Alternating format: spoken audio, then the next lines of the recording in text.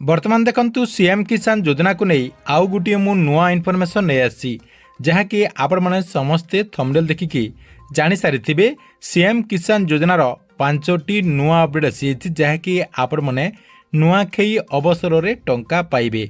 देखंतु नुआखाई अवसर में टंका पाइबा जो मैंने चाहते यही 5टी नुआ अपडेट को निहाती जानापी पड़ो। अर्थात आपण मैंने जदि जड़े चाषी अटंती एवं सीएम किसान योजना अधीन टंका पाउचंती किंबा आगकू पाइबापी चाहते ताहले आपण मैंने यही 5टी नुआ अपडेट को निहाती जानापी पड़ो जहाद्वारा आपण मैंने आगकू सीएम किसान योजनार टंका पाइपारे। अर्थात आपणकर जो नुआखाई अवसर में सीएम किसान योजनार परवर्ती किस्तिर टंकाटी दिज्व से किस्ती आपण मैंने जहाँकि टंका पाइपारे। तेबे आपण मानक पई 5टी नुआ अपडेट गुड़िक कौन रही आपण मानक मु एई वीडियो माध्यम रे गोटे गोटे कर जनईदेवी जहाँकि आपण मैंने वीडियोटी को शेष पर्यंत देखिला परे से नहीं पूरा इनफॉरमेशन टी जानि परिबे। सेतिपई वीडियोटी को बिना स्किप करके शेष पर्यंत देखंतु। ता पूर्वरु वीडियो को गोटे लाइक कर दियंतु एवं जो माने चैनल टी को एजाय सब्सक्राइब करनांती चैनल टी को सब्सक्राइब कर दियंतु। प्रथम देखंतु आपण माने समस्ते जानिचंती सरकार तरफ सीएम किसान योजना अधीन में आसंता नुआखाई अवसर में चाषी भाई मानक 2000 टंका लेखाएं दिज्व। देखंतु पूर्वर आपणकर अक्षय तृतीय अवसर में सरकार तरफ चाषी को सीएम किसान योजनार 2000 टंका दि जाइए एवं आगक आपणकर जो नुआखाई आसब से नुआखाई अवसर में चाषी भाई मानक सीएम किसान योजना अधीन में 2000 टंका दिज्व। तेबे ये जो आपणकर नुआखाई अवसर में सीएम किसान योजनार परवर्ती किस्तिर टंकाटी दिज्व से किस्ती टंका पाइबापी हेले आपण मानकु एई 5टी नुआ अपडेट को जानापी पड़ो जहाँकि चाषी भाई मानक पई बहुत गुरुत्वपूर्ण ये अपडेट गुड़िक रही। फास्ट अपडेट टी कौन रही देखंतु जो चाषी भाई माने ए पर्यंत सीएम किसान योजना अधीन में आवेदन करनांती एवं एई योजनार जदि लाभ पाउनांती ताहले आपण माने यथा शीघ्र आवेदन कर दियंतु।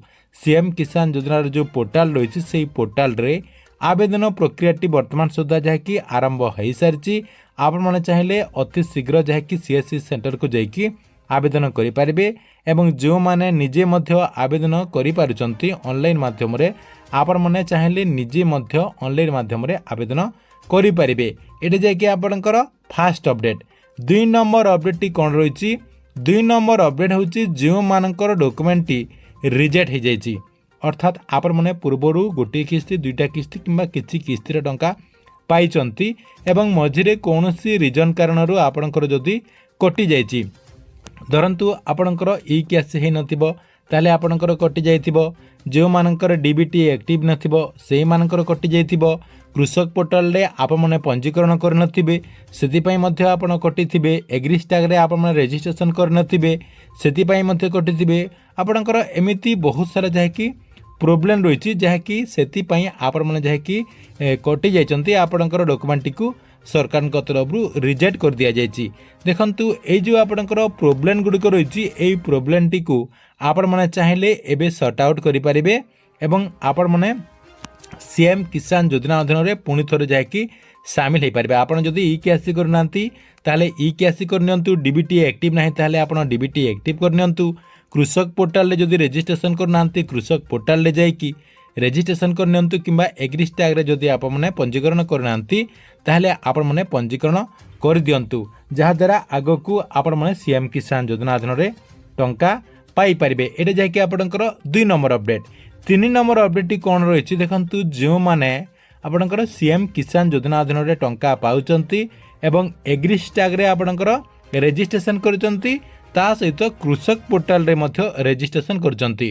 देखंतु आपण जदि एग्रीज टैग रे रजिस्ट्रेशन कर सारी एवं से आपणकर जो प्लॉट टी देचंती आपण जो जमीटी देचंती आपण मानक जाकि कृषक पोर्टाल रे मध्य सेही जमीटी को आपणकर देवापाई पड़िबो। अर्थात सेही प्लॉट टी को आपणकर देवापाई पड़िबो। सेतिपई जो माने एग्रीज टैग रे रजिस्ट्रेशन करिसंती से माने जाकि आपणकर फार्मर रजिस्ट्रेशन जो आपणकर कृषक पोर्टाल रे करा जाउची से समान प्लॉट देकी आपण जाकि कृषक पोर्टाल रो जो वेबसाइट अछि से वेबसाइट रे अपडेट करे नियंतु। एटा जाकि आपणक पई 3 नंबर अपडेट। अपडेट टी देखंतु आपणक पई कोन रहिछि 4 नंबर अपडेट होइछि बहुत सारा चाषी को सरकार तरफ ରିଇକ୍ୟାସି କରିବା ପାଇଁ ପରାମର୍ଶ ଦିଆଯାଇଛି। ଅର୍ଥାତ୍ ଯେଉଁମାନେ ପୂର୍ବରୁ ସିଏମ୍ କିଷାନ ଯୋଜନା ଅଧୀନରେ ଟଙ୍କା ପାଉଥିଲେ ତଥାପି ମଧ୍ୟ ସେହି ଚାଷୀଙ୍କୁ ରିଇକ୍ୟାସି କରିବା ପାଇଁ କୁହାଯାଇଛି। କାହିଁକିନା ସେମାନେ ଯାଇକି କୃଷକ ପୋର୍ଟାଲରେ ତାଙ୍କର ଜମି ପଟ୍ଟାଟିକୁ ଅପଡ଼େଟ୍ କରିନାହାନ୍ତି। କିଛି ଲୋକ ଯାହାକି ରେଜିଷ୍ଟ୍ରେସନ୍ କରିଦେଇଛନ୍ତି ଏବଂ ଜମିର ତଥ୍ୟ ଯାହାକି ସେମାନେ ଦେଇନାହାନ୍ତି, ସେଥିପାଇଁ ସେମାନଙ୍କୁ ତାଙ୍କର ଯେଉଁ କୃଷକ ପୋର୍ଟାଲ ରହିଛି କୃଷକ ପୋର୍ଟାଲରେ ରେଜିଷ୍ଟ୍ରେସନ୍ କରିକି ଜମିର ପଟ୍ଟା ଦେଇକି ସିଏମ୍ କିଷାନ ଯୋଜନାର ପୋର୍ଟାଲକୁ ଆସିକି ରିଇକ୍ୟାସି ମଧ୍ୟ କରିବା ପାଇଁ ପଡ଼ିବ। ଆପଣମାନେ ମଧ୍ୟ ଏହିସବୁ କାମ ଯଥାଶୀଘ୍ର ସାରି ନିଅନ୍ତୁ। ଏଇଟା ଯାହାକି ଆପଣଙ୍କ ପାଇଁ 4 ନମ୍ବର ଅପଡ଼େଟ୍ ଥିଲା। 5 ନମ୍ବର ଅପଡ଼େଟ୍ଟି କ'ଣ ରହିଛି ଦେଖନ୍ତୁ। କାହିଁକି ଏହିସବୁ କରିବା ପାଇଁ ଆପଣମାନଙ୍କୁ ଆମେ ଯାହାକି ପରାମର୍ଶ ଦେଉଛୁ। ଦେଖନ୍ତୁ ଆଗକୁ ଆପଣଙ୍କର ଯେହେତୁ ସିଏମ୍ କିଷାନ ଯୋଜନାର ପରବର୍ତ୍ତୀ କିସ୍ତିର ଟଙ୍କା ଆସିବ, ଏହା ସହିତ ଏବେ ଆପଣଙ୍କର ନୂଆ ଆବେଦନ ମଧ୍ୟ କରାଯାଉଛି। ତେବେ ଏଇ ଯେଉଁ ଆପଣଙ୍କର ନୂଆ ଆବେଦନ କରାଯାଉଛି ତା ସହିତ ଆଗକୁ ଆପଣଙ୍କର ସିଏମ୍ କିଷାନ ଯୋଜନାର ଟଙ୍କା ମଧ୍ୟ ଦେବା ପାଇଁ ସରକାରଙ୍କ ତରଫରୁ ପ୍ରସ୍ତୁତି କରାଯାଉଛି। ଏବେ ଆପଣଙ୍କର ଡକୁମେଣ୍ଟଟି ଅପଡ଼େଟ୍ କରାଯିବ।